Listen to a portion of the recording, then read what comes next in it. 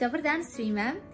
Evo jedan video na temu eholalije i ovim videom zaista želim prenijeti i svim roditeljima i svim edukatorima, svim osobama koje se susreću s djecom koja imaju izazove s govorom, koja kroz eholaliju pokušavaju komunicirati s nama, da što više razumiju tu pojavu, zato što je to pojava s kojom ja sam se davnih dana susrela odmah kad sam počela raditi s djecom iz spektra autizma i nisam je dugo razumjela. Ja vam ovo moram reći da sam zaista nailazila na razna mišljenja i strategije i pristupe eholaliji. Za mnogo od njih kasnije sam otkrila da ne služe djeci s poteškoćama u razvoju koja se služe eholalijom, nego da su im zapravo i štetna. I tu bi zaista htjela onako staviti malo na težinu da prije svega razumijete eholaliju,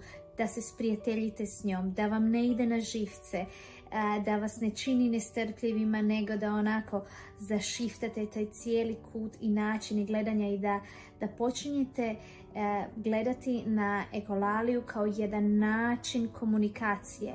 Znači, eholalija služi osobama koji imaju problem s govorom.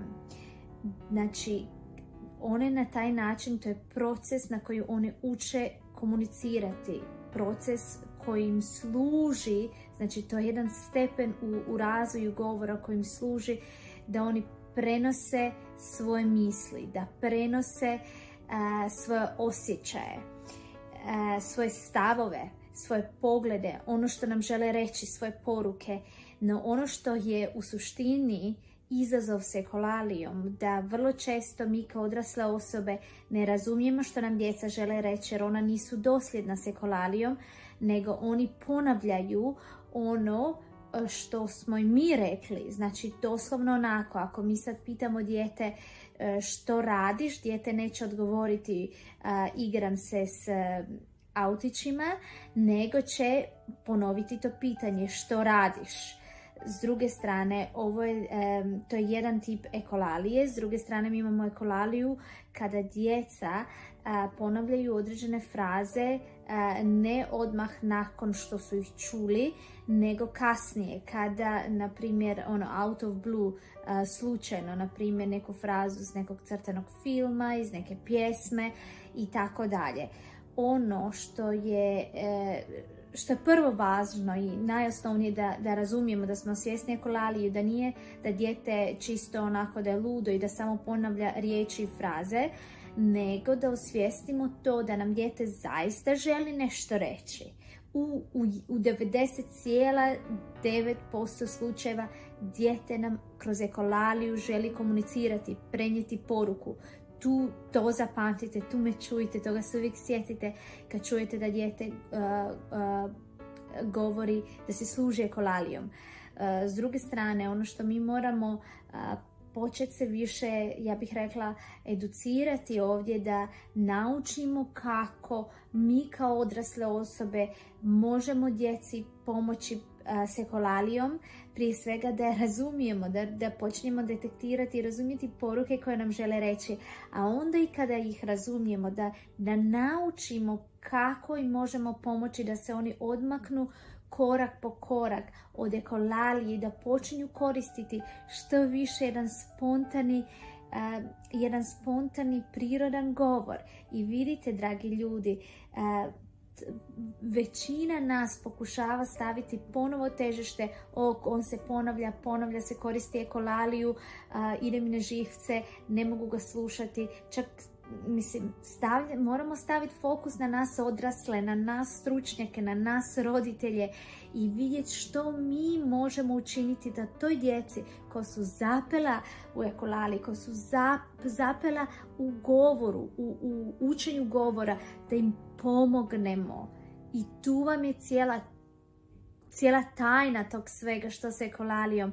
I ono što zaista želim spomenuti u ovom videu jeste da često čujem da ljudi kažu djeci da prestanu s eholalijom, znači kao da prestanu govoriti, znači zaustavljamo ih. s jedne strane, s druge strane govorimo im da je to silly talk, znači da je to nema smisla taj govor i razne negativne konotacije dajemo djeci. Time što im dajemo to, vi morate razumjeti da im mi odmažemo jako puno. Ja vas zaista u ovom videu pozivam da prestanite s time, da prestanite djeci govoriti, prestani s ponavljanjem, prestani s tim pitanjem, nemojte ih zaustavljati u ekolaliji. Ekolalija je jedan prirodan način na koji osobe iz spektra autizma vrlo često uče kompleksni govor, način izražavanja, ali prolaze taj put ekolalije i tu ih mi trebamo voditi. Tu je naša uloga ključna, jer i mi moramo biti primjer, znači mi moramo biti model, mi moramo s naše strane vidjeti što mi kao svjesni promatrači, suigrači u toj komunikaciji možemo učiniti. Evo, ja se nadam da sam vam barem malo više približila ekolaliju i osvijestila vam ekolaliju. Ja sam se davnih dana sprijateljila s ekolalijom. Ja danas kad mi priđu studenti, kad mi priđu roditelji koji ne razumiju ekolaliju, kojima je potrebna dodatna pomoć i podrška, zaista idem ruku pod ruku i s roditeljima i s djecom. I nevjerovatna je reakcija i djece kada se osjećaju podržano,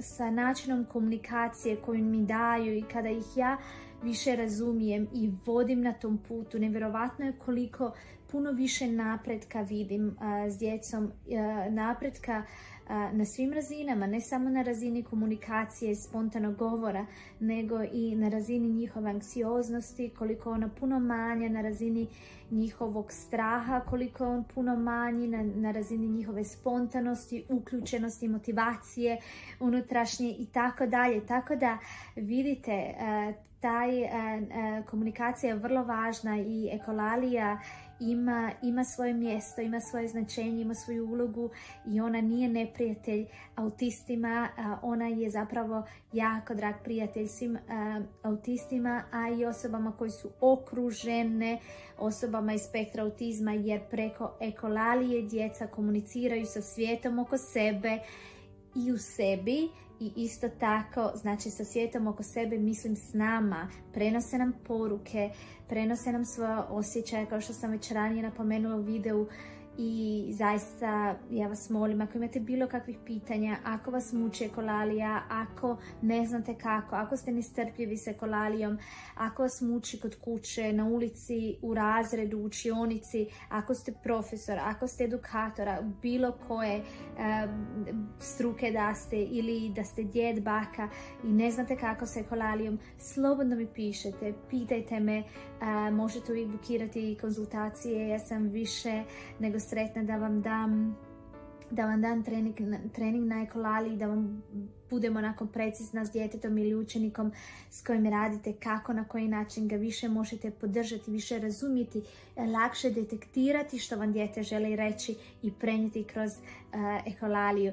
Tako da eto, budite hrabri za ekolaliju. Isto tako ima rješenje kao i za sve druge stvari i jako puno ovisi o nama, odraslima. Mi smo ti koji možemo to mijenjati. Znači prvo, svaka promjena koja ide s djetetom s poteškoćama polazi od nas odraslih i nemojte to nikada zaboraviti. I mi odrasli imamo najveću moć u djetetovom životu, posebno kada govorimo o djeci iz spektra autizma, djeci s poteškoćama u razvoju. Želim vam da budete hrabri na tom putu, želim vam da nikada ne odustajete i da se otvarate za nova znanja. Eto, svako vam dobro želim i mi se vidimo uskoro u nekom novom videu.